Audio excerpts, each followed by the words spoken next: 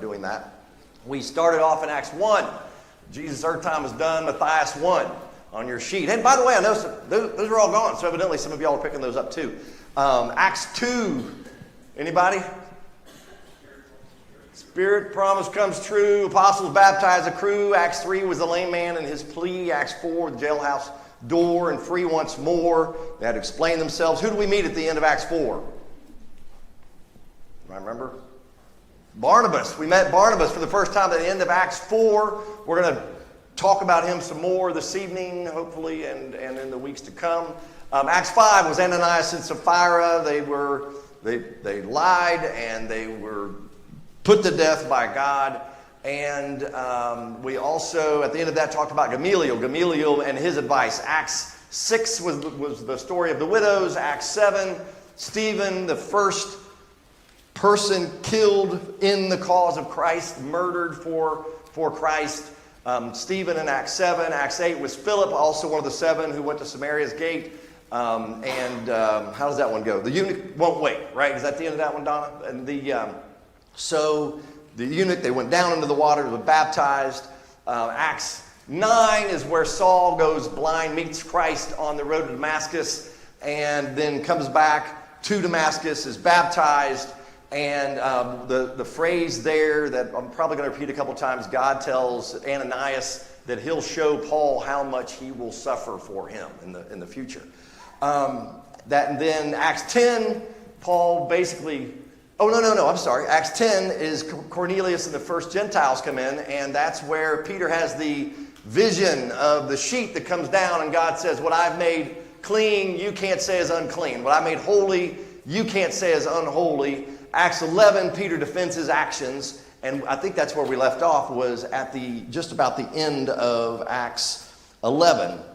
If you go down to verse 18, Acts 11:18, this is after Peter's explained what happened. Who was I, verse 17, who was I that I could stand in God's way? Acts 18, when they heard this, they quieted down and glorified God, saying, well then, God has granted to the Gentiles also the repentance that leads to life. Verse 19. So then those who were scattered because of the persecution that occurred in connection with Stephen in Acts 7 made their way to Phoenicia and Cyprus and Antioch, speaking the word to no one except to Jews alone. But, verse 20, there were some of them, men of Cyprus and Cyrene, who came to Antioch and began speaking to the Greeks also, preaching the Lord Jesus. Does anybody have a different word there for Greeks other than Greeks?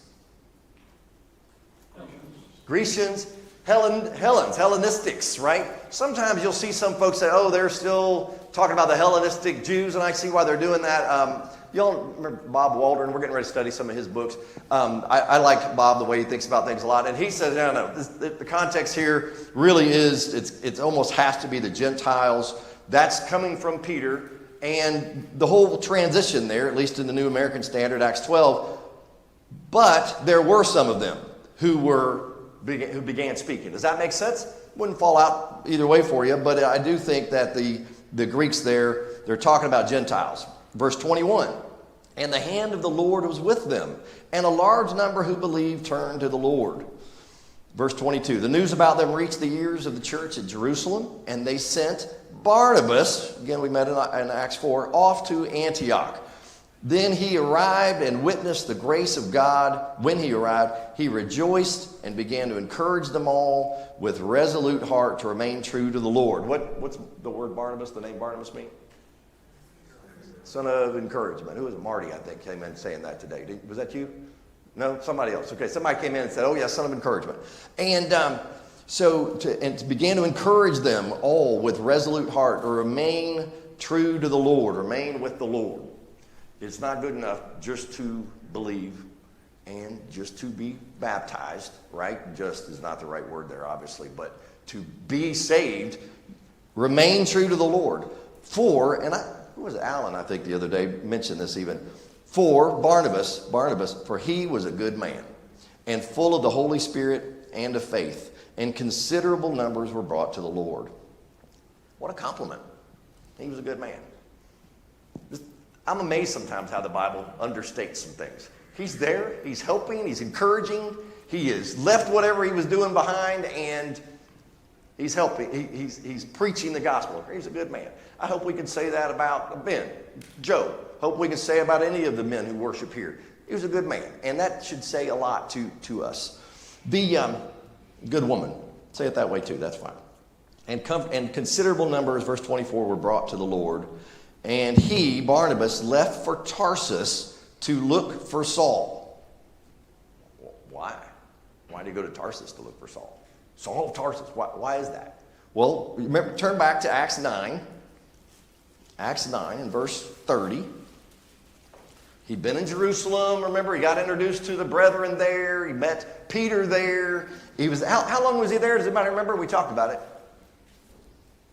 15 days. Anybody remember that? 15 days. But when in verse 29, he was talking and arguing with the Hellenistic Jews, but they were attempting to put him to death. But when the brethren learned of it, they brought him down to Caesarea and sent him away to Tarsus. Okay, so Barnabas says, okay, they sent him to Tarsus, but quite a bit of time has passed. And he goes over there and looks for Saul. He left for Tarsus to look for Saul. And I've got down my scribbles, I can't tell, some number of years have actually passed. Verse 26, and when he had found him, he brought him to Antioch. And for an entire year, they met with the church and taught considerable numbers, and the disciples were first called Christians in Antioch. You know how many, what is that probably the most common word we use for ourselves when we talk about our faith, when we talk about Christ? Christians. One person said it's that's the work that they were about, right? So if I am if I plumb things, I'm a plumber, right? If I am if I work with wood, I may be a woodworker, or construction, right? I might be a machinist. If you are about the things of Christ, you are a Christian. That's what you would be called. I thought that was kind of a nice idea. Obviously, it's calling oneself after the name of Christ. There are a whole lot of people that go, oh, yeah, but that was actually a negative thing then. That somebody else was labeling on that. But if you look over at 1 Peter 4, verse 16. 1 Peter 4, 16. If I can get my fingers to turn. It says, this is Peter writing. Let's look at 15 first. But make sure that none of you suffers as a murderer or a thief or evildoer or as a troublesome meddler. But if anyone suffers as a Christian, he is not to be ashamed, but is to glorify God in this name. Does that sound like it was a bad thing to be called a Christian? No. Whoever it is, some people think that maybe it was Saul and Barnabas that kind of started that there. Who knows? Do you know where else that name is used in the Bible? Just Acts. And with King Agrippa, it's just Acts and that verse I just read out of 1 Peter. Okay? So I think it's 2 or 3 times in Acts. I think maybe just 2 times in Acts and 1 time in 1 Peter. What were they called? What were we called? What are we called? What were they called before this whole time we've been reading together? Disciples. Great word. Disciples. A follower of something, in this case, Christ. What other word was used? The way was used. Followers of the way, or people in the way. Exactly right. There's another one that was used right here in this verse. Okay, that's another one that was used. Saint. Saints. The saints in. And they would talk about the saints in a place in Jerusalem. Got one more I'm thinking of too. They're called out. Okay, they're called out. The brethren. They're just the brethren, right? Let's see. Hey, brother. Hey, brother. Yep, no, I'm just kidding. Okay, so you've got the brother, right? Brothers, brethren, sisters, right? They were the brethren. That's all they were. I'm sorry, I should have done that. Hey, brother. Oh, thank you. Okay, good. So so let's see. Where am I at here? Verse 20. What? Well, they call themselves Jews. Exactly right. They were Jews. No doubt about it. You're exactly right. Yep, exactly right. And let's see. So for an entire year, verse 26, they met with the church, taught considerable numbers, and the disciples were first called Christians in Antioch.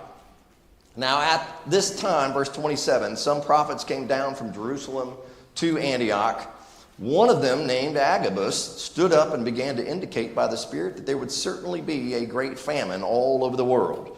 And this took place in the reign of Claudius. We're going to see Agabus again over in Acts 21:10.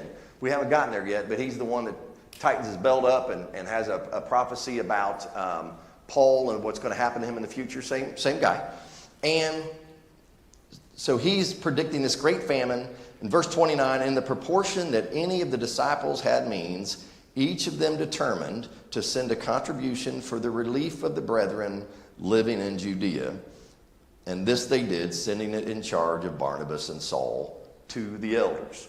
Two things I want to hit there, and you may have other things, and we'll pause for you to do that as we transition to the next chapter. One is, they each did what they could individually and put something aside to send to brethren in need. Do we still do that? We still do that. Sometimes we do that collectively. We might decide that our congregation is going to send money somewhere. That's great. Sometimes we do that, but we do it every Sunday, obviously, so that an extra collection doesn't need to be taken. But we can do that. We can say, hey, something's coming up. If y'all want to start planning on that, put some money aside. We're going to send it with Joe. We just did that recently. Now we send it by wire mostly, not by a bag full of money that they have to carry around. That would be pretty dangerous back then. And Joe doesn't necessarily have to do that. But the interesting thing, when Joe wires money to Africa, somebody there got to pick up the money, and it's dangerous for them to go where they're going a lot of the time, right? And so we still do that today. How do they do it here? Who do they send it to? They sent it to the elders of that congregation to do with it what needed to be done. Which, again, I don't know. I guess there had been mention of elders maybe just a little bit earlier. It seems like we brought that up one other time. But again, elders here early in the in this part of our history. I'm going to pause there, and we're getting ready to go. One last comment. If let me look down here. Okay, I'm not getting there yet. I'm getting ahead of myself. Okay, anybody have anything before we get to the next chapter? Yes. Just one thing that, in looking over this, just backtracking a little bit, but as far as Saul of Tarsus was concerned, a couple of verses that to me stand out. I haven't noticed them that much in particular before, but show the incredible impact that one man had on persecuting the church. Yeah. At the end of chapter 7, Stephen is stoned.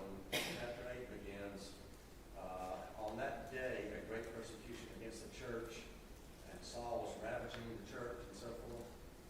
And so everybody's scattered, and it's a bad time. Yep. In a lot of ways. It is, and then it's repeated here. At the end of chapter 9, when Saul is converted and starts preaching for Christ instead of against Christ, verse 31, the church throughout all Judea and Galilee and Samaria had peace, was being built up, and was multiplying. And that, I'm sure there were some other factors involved, but primarily it's obvious Paul, once he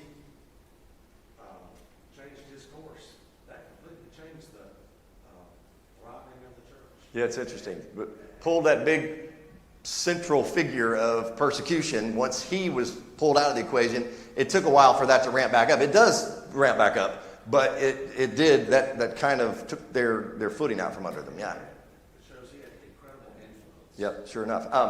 Zeal. But no matter what Paul was doing, Saul was doing at the time, he had a lot of zeal for his task at hand. Anybody else? No? Okay. So let's look at chapter 12. Now, about that time, Herod the king laid hands on some who belonged to the church in order to mistreat them. Herod the king. There's other Herods. Was this Herod the Great? No, Herod the king. Herod Agrippa. This is Herod Agrippa the first, okay? Later on, we're going to talk about, I think, chapter 26. Paul's in front of Agrippa. That's Herod Agrippa the second, okay, 2. So this one was a grandson of Herod the Great, but it's hard to keep that stuff separate. And mostly what what people do is they go back and look at these different dates that are involved, the famine that was being predicted, and other people there, other things that are quoted. And Herod, Herod the king laid hands on some who belonged to the church in order to mistreat them, and he had James, the brother of John, put to death with a sword. When he saw that it pleased the Jews, he proceeded to arrest Peter also. And then the rest of the story is about Peter. It's interesting to me, but I think we're going to make time for a few verses. Somebody, maybe we all just do it together. If you can read loud, turn over to Matthew 17. Matthew 17, and I think we're just going to pick one verse there or two here. Read verse 1 and 2, somebody out real loud, if you can. 17. Matthew 17. And after 6 days, Jesus took with him Peter and James and John and his brother and led them up to a high mountain by themselves. And he was transfigured before them, and his face shone like the sun, and the clothes became white as light. So we're talking about the transfiguration of Christ up on the mountain. There's three people there. Peter, James, and John, the two brothers. Okay? Look over at chapter 26 of Matthew. Matthew 26. We're going to read down about 37, I think. Matthew 26. Somebody wants to read verse 36 and 37. Real loud. Anybody? He took with him Peter and two sons of Zebedee, he began to be grieved and distressed. Okay, two sons of Zebedee. It's James and John, right? What was another name for them they called them sometimes? Sons of Thunder, exactly right. I think that was over in Mark 5. No. That was I think Mark 3, the sons of thunder, Mark 3:17. Let's go over to Mark 5:37. Mark 5:37.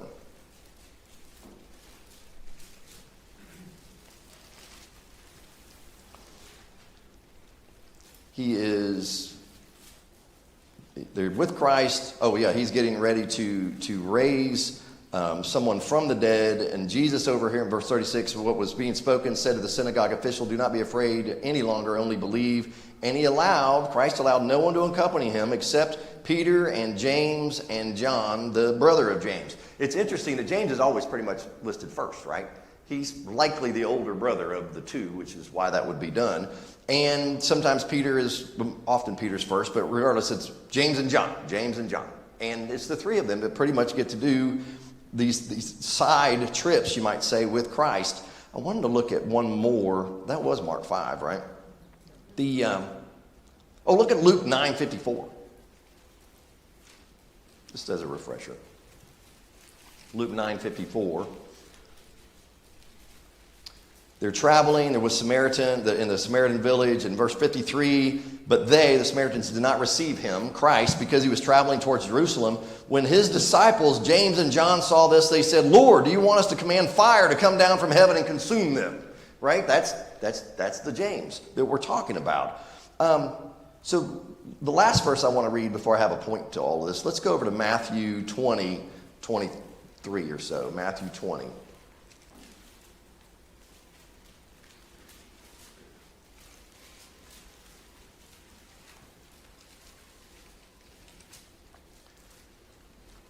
Well, okay, let's look at verse 22, 21, 22. Their mom is asking about her sons to be treated in a special way.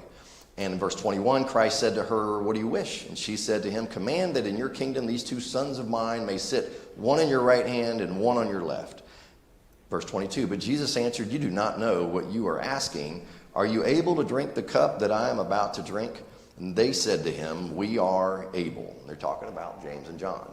And he said to them, "My cup you shall drink, but to sit on my right hand and my right and my left, this is not mine to give, but it is for those for whom it has been prepared by my Father." What's he talking about? My cup you will drink. That's happened right here, right? So here we know about James, John. We read about them all through the Gospels. We went all through the book of Luke last quarter. This is someone we know here. And you know how his life is described at the end of his life in the Bible? And he had James, the brother of John, put to death with a sword. The end. And then we move on. It's interesting to think how much importance we put on life sometimes, even in the telling of. Let's go back and think about James, and I like doing that. But I don't think God thinks about stuff the same way we do at all. Remember what was said about Miriam when she died? And Miriam died, and that was it. And they just went right on. That the sister of Moses, who'd been involved in over and over and over through the Old Testament. Miriam died. That was the end. There are people that want to make tributes to folks for doing things they should be doing. It's okay to lead a quiet life, minding unto your own affairs. We're told to do that. It's okay to be a man of God and not be recognized after death for serving quietly, for helping people. It's amazing that some of these men, Barnabas, he was a good man. They get to be mentioned in the Bible as doing good things, great things, amazing things, walking with Christ, walking for Christ. But at the end of life, he was killed. He's dead. And now his reward isn't about what people are saying about him here on earth. It's about what God thought about him his time here on earth. History, though, people are fascinated with trying to document stuff, right? We try to document everything. You think about some of the religious groups that want to say all this stuff and make people into saints. Well, I hope we are all here are saints, right? I've never gotten that part. Let's make them a saint. Are you a saint? Are you saved? Are you one of the brethren? Are you a Christian? Right? But history says that even at James's death, he was so faithful that others there perhaps believed even at that time. Right? That's neat. Now they have some of it, who knows, reported in odd ways. But I would imagine that he was. And yet here is the last time he's talked about. Stephen was the first disciple, the first person killed in the cause of Christ. I really believe that now here James is the first apostle that was killed in the cause of Christ. How are the other apostles killed according to the Bible? What's that? They all were. They were all going to die. We're not told about any of them. We have no idea how they died, except that people like to keep track of things, and there's historians and other things. Peter's the history says that he was hung upside down because he didn't want to die in the same way. He wasn't worthy to die in the same way that Christ was, right? James, the brother of Christ, that we're going to talk about from now on. From now on, every time we hear the name James, pretty much everybody agrees that's James, the brother of Christ, not James, the one they call the less. What James, the less. But what was his name really? I forget. Doesn't matter. Not that James, the apostle. But James, that apostle, it said that he died a martyr's death. He went to a foreign country and preached and was killed. As far as we know, every one of them was, according to human history, other than John. They were all martyred.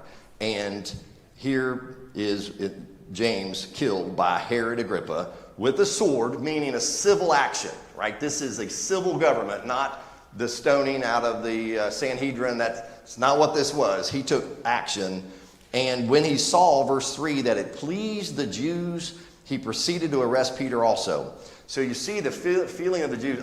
Wait, let me finish that. Now it was during the days of the unleavened bread. What's that? Passover. Okay, so here we have, it's the days of the Passover. And Herod's got a big crowd, just like on the day of Pentecost, when everybody came in for the days of the Passover. He's got a big crowd here, and the Christians are not very popular. He wants to please all these Jews, and so he thinks, I'll kill James. And he did kill James, and it did please the Jews, and so now he's arrested Peter during these same days of unleavened bread. It becomes important because a little later on, well, we'll get down to it, verse 6. So verse 4, when he had seized him, Peter, he put him in prison, delivering him to 4 squads of soldiers to guard him, intending after the Passover, which was a number of days, right? It wasn't just one day, to bring him out before the people. If it matters to you, the squads of soldiers, there's like 4 soldiers in a squad, so we're talking about 16 soldiers guarding Peter. So in verse 5, there's a fancy word you might have written over there. Quaternion? Is that in your Bibles? Only Alan would know. Did you say that right? Okay. Quaternion. So Peter was kept in prison, verse 5, but prayer for him was being made fervently by the church to God. On the very night when Herod was about to bring him forward, Peter was sleeping between two soldiers, bound with two chains, and guards in front of the door were watching over the prison. Plenty of guards. So was Herod going to, you've got the Passover here, and you've got the end of the Passover, perhaps the night. The night probably means now that as soon as the Passover is over, he could do this in a more of an allowable way. So they waited till the evening, and the night that he was going to do it, Peter is sleeping, and he's bound and being watched over. In verse 7, and behold, an angel of the Lord suddenly appeared, and a light shone in the cell, and he struck Peter's side and woke him up, saying, "Get up quickly." And his chains fell off of his hands. And the angel said to him, "Gird yourself and put on your sandals." And so he did so. And he said to them, "Wrap your cloak around you and follow me." And he went out and continued to follow, and he did not know that what was being done by the angel was real, but thought he was seeing a vision. When they had passed the first and the second guard, they came to the iron gate that leads into the city, which opened for them by itself. And they went out and went along one street, and immediately the angel departed from him. Verse 11. When Peter came to himself, he said, "Now I know for sure that the Lord has sent forth his angel and rescued me from the hand of Herod and from all that the Jewish people were expecting." He's in prison. He's woken up by an angel. The angel's very specific. Okay, put on your sandals. Okay, put on your sandals. Put on your cloak. He puts on his cloak. I can imagine, too, if I'm in the dank area and he's fallen asleep, that he must have been exhausted to be sleeping around all these soldiers anyway. And so he basically walks along in a daze, you might say, until he gets outside. And once outside, he came to himself and realizes, yeah, I'm not imagining this, and it's not a vision, and I am really standing outside. And verse 12, when he realized this, he went to the house of Mary, the mother of John, who was also called Mark, where many were gathered together and praying. Okay, a couple of reasons there. I'm going to talk about Mark in a second, but why do you expect? What are some reasons they might have been there praying? They might have been praying for Peter, right? It would make some sense. They're there praying for Peter. Why else might they be praying all together? What do we do sometimes? Who just died? James just died, right? So they might have been there praying, comforting one another. He was just killed this very short order, just a few days before this, right? So they're all there in the house of Mary, the mother of John, who was called Mark. What do we mostly call him? Just Mark, right? We just call him Mark. He wrote the Gospel of Mark. That's the Mark we're talking about. Look over at Colossians 4:10.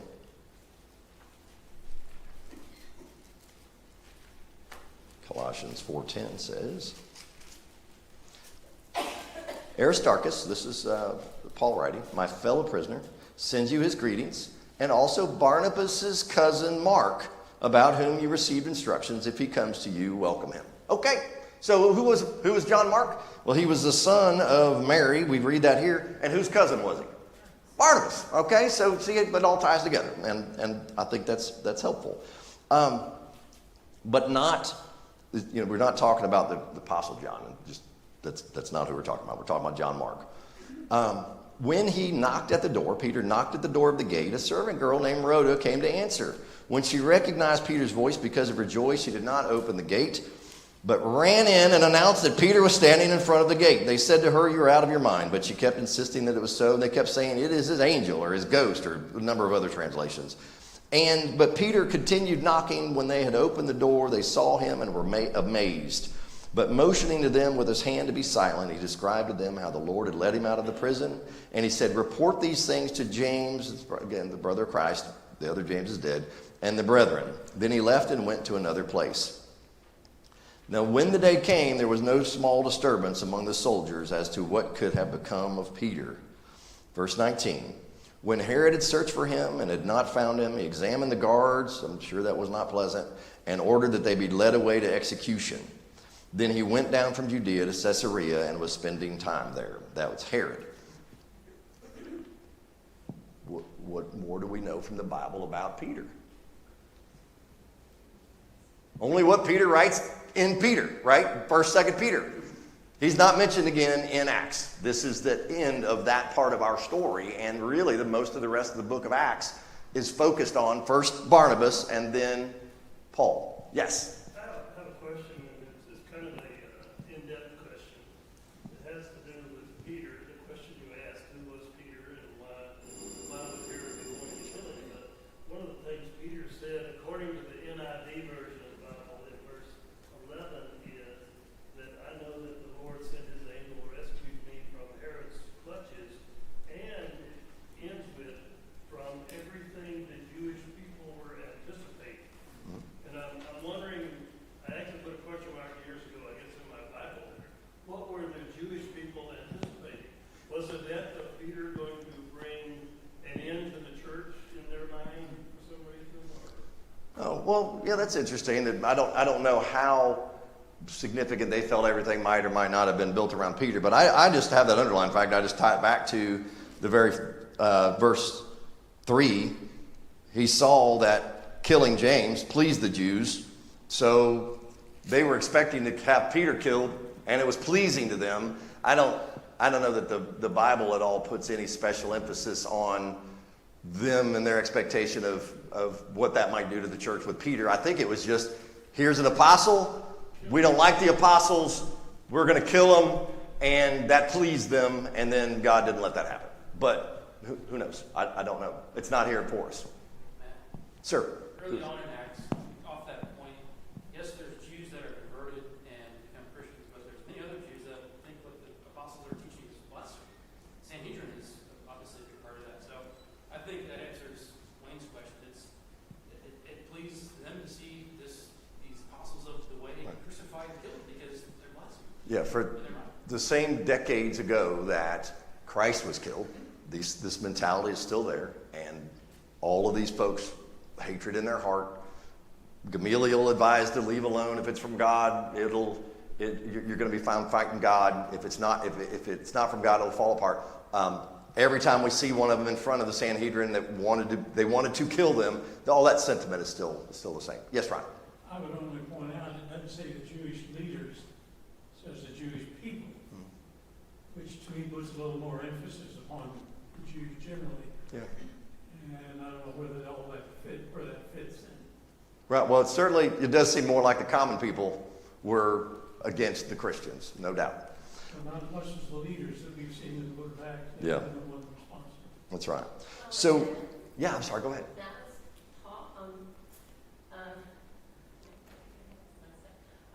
Saul, when he started persecuting the Christians, he thought it was against everything he believed, and that's why he went after the Jews, because the believers.